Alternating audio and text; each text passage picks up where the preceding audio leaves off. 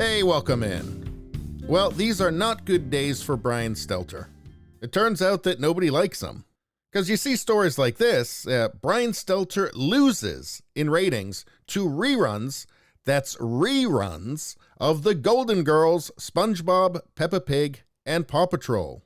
So, I mean, when you're losing to reruns of The Golden Girls, maybe you're not very good at what you do.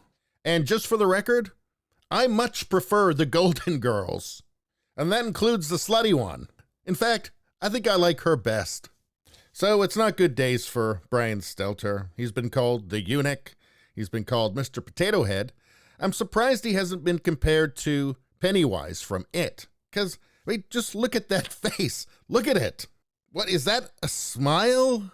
It kind of looks like a smile would look, but it's not quite a smile. It's something else. It's like if somebody asked you to make the most evil face that you could. That's the face you would try to make, but you wouldn't get it quite right. It wouldn't be as evil as this because you're not Brian Stelter.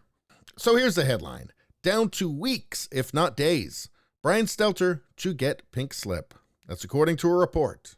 And can I confirm this is absolutely correct? No. Does it seem highly plausible? Yes. Says here, CNN's Brian Stelter, who delights in parroting leftist and Democratic Party narratives on his show Reliable Sources, will be out of his job soon, according to a new report. Reliable Sources is a bad name. I would have called it, Brian Stelter's obsession with Tucker Carlson is making America uncomfortable, because at least that would have been accurate. Anyway, so John Nicosia has tweeted something. He's the president of News Cycle Media, former managing editor of Mediaite, former breaking news editor for DC Examiner. And he tweeted, Stelter is down 2 weeks, if not days, left at CNN. Quote, he is everything that reminds the new owners of the Zucker era that they desperately want to get past. So CNN has recently been purchased by Discovery. They have new ownership, and the new ownership is saying that they want to reposition CNN to go from trying to out MSNBC to bring them kind of in the middle between Fox News and MSNBC, and to at least have the appearance of trying to be objective and a bit more just the facts, ma'am. And if that is the case, obviously there's a lot of on-air talent that is kind of just really stained by the Trump years. In other words, they're kind of irredeemably biased. They're viewed as being irredeemably biased. And so a lot of them are going to go. Anyway, it continues. Management is confident that Stelter is the one sharing internal pushback to fellow media reporters while simultaneously stirring discontent within the ranks. So what's that all about? Says here there's a leaker inside CNN right now, and he's doing all he can to take down the new owners by leaking internal plans and changes to the media. Says the leakers just made a big move by going to media and telling them about a new plan to win back Trump supporters and independents who can't stand the partisanship CNN has been famous for. It's a bold move and has really pissed off many CNN TDS strongholds. The new boss, Chris Licht, told the staff to stop using the term the big lie when referring to Trump's claims about 2020. Mediaite reported that the CNN leaker is very upset about this move, and they figure the leaker is Brian Stelter. You know, again, just look at that face. I mean, if you found out that right before this picture was taken, he'd just dropped a body into a lake, you'd be like, yeah, I can see it.